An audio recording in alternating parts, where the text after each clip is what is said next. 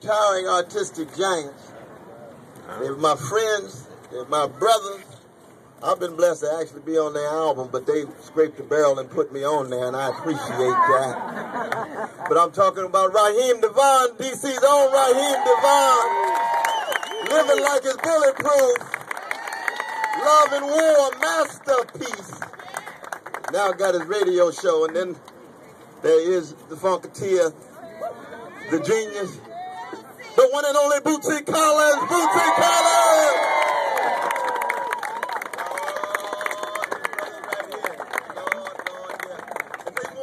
Here because if you listen closely to their music, you'll see the relation between the funk and the struggle for justice, between the soul and the struggle for freedom. It goes hand in hand. Is that right to y'all? I'm talking about John Coltrane's Love Supreme. I'm talking about Stevie Wonder's Love and Anita Love. I'm talking about Marvin Gaye. What's going on? I'm talking about George Clinton, One Nation Under Groove. And we can go on and on and on, but I'm just so very blessed to have them here. I want to thank Brother Kevin for his work and Sister Margaret. Where is Brother Kevin? There is Brother Kevin and Sister Margaret. Give him another hand. And a whole lot of other people. A whole lot of other collective and collaborative activities. Leaderless movement and leader-filled movement. So it's a lot of people. Leaderless and leader-full. I like that, brother. Definitely. But I was thanking you for the introduction, too, though. You did introduce. But I want to salute each and every one of you all, because you know that we are now in a new moment. Oh, yes, we're in a new moment. You see, the right-wing hegemony is slowly but surely passing away. It's going to be over. Fox News is going to be over. It's passing away. Oh, yes, corporate greed is now exposed here and around the world. It's time for the greedy oligarchs and avaricious plutocrats to slowly pass away and allow those /called everyday people to step forward. And anytime everyday people straighten their backs up, they're going somewhere, because folk can't ride your back unless it's bent. Can't ride unless it's bent. And we talk about every color, every culture, every sexual orientation, every religion and non-religion. Yeah, we got atheistic brothers and sisters, agnostic brothers and sisters. We got prophetic Mormon brothers and sisters. Give the Mormons a hand when they prophetic. Want to talk about corporate greed. Want to talk about democratic accountability of oligarchs and plutocrats. But we want to make the intimate connection between corporate greed on Wall Street and corporate greed in the military-industrial complex, with the war in Iraq and Afghanistan, with the dropping of the bombs on innocent folks. Yes. It's a shame. It's a moral disgrace. We want to keep contact with the corporate greed in the prison-industrial complex. What Sister Michelle Alexander calls the new Jim Crow. We're having a major gathering on Friday in New York City where they have a stop and frisk policy. It's 600,000 young brothers of all colors between 18 and 26 are pulled over, but 83% are black and brown, and only 1.8% are arrested. That's called police harassment. It's called police surveillance, and we're not going to put up with it. We're not going to put up with it. And this Occupy movement is a holistic movement. We're concerned about corporate greed in the corporate media complex, where we get a truncated discourse between mean-spirited Republicans and spineless Democrats. We want a robust discussion. We want to begin with the poor children. 22% of our children of all colors living in poverty in the richest nation in the history of the world. That's a disgrace, too. And 42% of our children of all colors living in or near poverty. They are 100% of the future. Occupy D.C., occupy Wall Street. We love the children, too. That's why we're here. concerned about the elderly, concerned about the widow, concerned about the stranger, the fatherless, the motherless, the poor, working people, gay brothers, lesbian sisters, the homeless, absolutely. Yes, our precious, precious homeland. And we all inclusive too, because we keep track of every form of bigotry. We don't want any bigotry against our Jewish brothers and sisters, against our Arab brothers and sisters, against our Muslim brothers and sisters, against black folk, red folk, white folk. Yes, that's the kind of movement we're talking about. And we need to continue to grow and develop and present a voice and a challenge. And the mainstream media says, well, can you reduce it down to 1 or 2 demands? He said, we tired of your technocratic expectations. We don't have just 1 demand or 2 demands. We want a new world. We want what Martin Luther King Jr. called revolution. Oh, yeah. That's what we want. Brother Martin meant what? Revolution and priorities. We got warped priorities. 1% of the population owned 40% of the wealth, and income growth went to 100% of the top 10% in this nation. And 1% got 81% of all the income growth in 25 years. That's nothing but greed, squeezing working people, rendering poor people invisible. How long did they think we would put up with it? We may have been born at night, but not last night. How long did they think we would be quiet? How long did they think we would be complacent? How long did they think we'd be indifferent? No, new voices begin to come forward, and we should know, because Brother Bootsy and I, we old school. This brother's new school. We proud to be old school.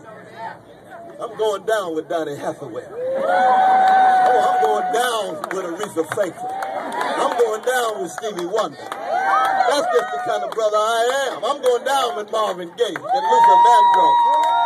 I'm going down with the Funkadelics and Parliament. That's the kind of brother I am. I love me some Carole King and James Taylor too. Little Pearl Jam too. But that's the new school. This is the young people expressing themselves in their own way. And we got to listen. We've got to be critical because we're in it together. We learn from each other, but they do it in their own way. This is a new day. You all know what I'm talking about. Isn't it beautiful to be part of a new day? To look around the world and say, those 5 Stone Cold everyday people are waking up. Waking up. 43 years ago today, something happened in Mexico City. Tommy Smith, John Carlos. Y'all remember that? Sent a world a message. Took tremendous courage to do that. They paid a major cost in their lives. I was just with Brother John Carlos on Wednesday in New York at NYU. He's got a new book out, The John Carlos Story. He was kind enough to ask me to write the foreword. I was blessed to do it. He tells a story about what he went through.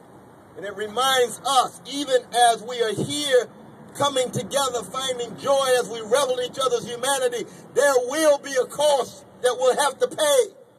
This is not a game. These major institutions around here have entrenched interests, and they're going to fight. They're going to lie. They're going to deceive. And maybe even some of us will have to die. But that's all right. Because there's a brother named Martin Luther King Jr. who was memorialized today. And he had to die because he loved the people enough. Yes, we love you, Martin. We used to get up every morning and say, I got to put on my cemetery clothes and be coffin ready for the struggle, because the next wave of democratic battle going to have something to do with American imperial presences around the world. In his day, it was Vietnam. In our day, it's Afghanistan. And he was trying to bring together poor people of all colors. And any time you really love poor people, you better be ready to die. That's the kind of movement that we're talking about. Not for everybody, but at least that kind of spirit. And that's why the love is so crucial. This is a love movement. It's not about hating anybody. We hate injustice. We hate exploitation. We hate domination. It's not about hating anybody. But we love the children enough. We love working people enough. We love the sisters who are catching hair enough. We love the world enough, not in the abstract, but in the concrete, to make the sacrifice that you all have been making here, day in and day out. 16 years ago, Minister Louis Farrakhan brought together 1 million chocolate brothers. 1 million. It's quite a day. A lot of it was misunderstood because he being so controversial. But it was very clear that he was telling them and us to straighten our backs up. You've been cannon fodder for the prison industrial complex too much. You got to grow, you got to mature. And down the line, you have got to coalesce with all of those who are struggling. That's a moment in the history too. We want to acknowledge that no matter how critical we are or ought to be in that regard. Now, I came here today not solely to be in solidarity with you, and really not so much even to talk, but I wanted to pay honor to Martin Luther King Jr. by getting arrested somewhere. Wow. That's why I came to Oh, yeah. Wow. Here at Temple of Praise this morning with Bishop Staples, my dear brother Bishop Staples. I wish you could have heard Bootsy Collins open his heart and talk about his life and the connection between the funk music and to get us to take off the mask and quit being so superficial and living on the surface and keep it real and free yourself. And when you free your mind, your something, something, something will follow. Oh, yeah. And I know they've got a magnificent memorial to our dear brother Martin Luther King Jr. But that stone and martyr, that symbol, can be a beautiful thing, but we know if Martin Luther King Jr. were alive today, he would be right here with us. He would be right here willing to go down for justice. He would say, you can take your stone and mortar if you want to. I want to be in the flesh and blood because the love is still flowing and I want to sacrifice in some way and let the whole world know we're not going to give up. We're not going to stop. We're going to stay together. We're going to struggle together. We're going to love together. We're not always going to agree. It's not about unanimity. We're going to be like a Duke Ellington jazz orchestra. Everybody got their own voice, and even Duke is not the conductor. He just one voice among the others, but hit it, Gonzalez. Hit it, Johnny Hodges. Yes, that's democracy in action at the deepest level. That's what is so magnificent about Occupy DC. That's why Brother Kevin talks about leaderlessness and leaderfulness, and all of us together, one voice among others. One voice among others. So I'm blessed to be here, and I'm going to listen to Brother Kevin as to how best I can get arrested and anybody else who wants to get arrested. Just be able to bear witness to our brother Martin, to what you all are trying to do, and ensuring that. Go to the emergency room and don't leave. They will arrest you. Is that right? Which hospital, brother? Georgetown. Georgetown Hospital. I'll go with you. We going to check it out. We going to check it out. Love y'all. Love y'all. Take it.